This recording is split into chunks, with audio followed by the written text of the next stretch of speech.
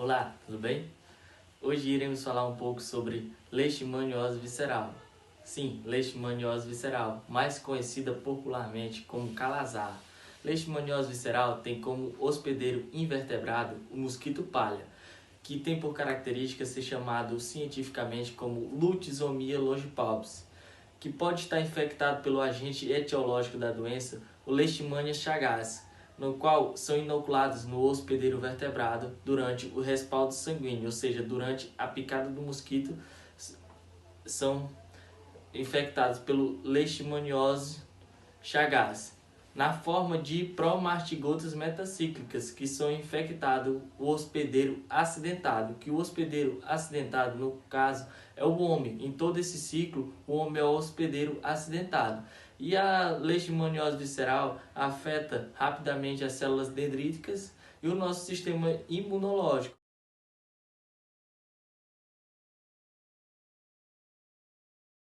O ciclo biológico da leishmaniose visceral se dá de duas formas.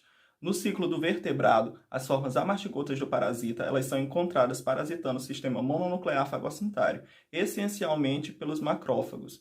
Os principais órgãos afetados são tanto os linfóides quanto o fígado. Tudo isso vai acontecer após a picada do mosquito fêmea no indivíduo. Ele se inicia quando a fêmea pica o vertebrado contaminado, assim, juntamente com o sangue, o inseto ele vai ingerir os macrófagos parasitários pela forma amastigota. Ao chegar ao estômago do vetor, os macrófagos eles irão se romper, liberando os parasitas devido ao rompimento da membrana. Então, ocorrendo essa lise nessa membrana, eles irão ficar livres e se transformar nas formas de promastigota.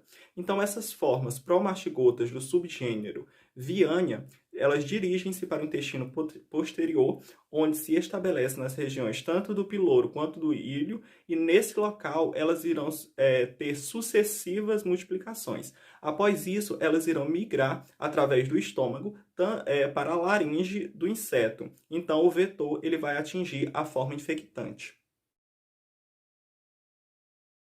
Na questão epidemiológica, a epidemiologia no Brasil da leishmaniose visceral inicialmente tinha um caráter eminentemente rural, e mais recentemente ela vem se expandindo para áreas urbanas de médio e grande porte. A maioria dos casos são confirmados na região Nordeste. O registro da co-infecção da leishmania vem aumentando ao longo dos anos em todo o país, chegando a 11,1% do total de casos confirmados, como em 2019, os últimos dados apresentados. Apesar do número de casos confirmados serem na região Nordeste, houve um aumento de registro de co-infectados entre outras regiões, principalmente no Norte e Centro-Oeste. E também, apesar da taxa de letalidade ser maior em adultos de 50 anos, vem tendo um aumento de percentual em menores de 1 ano.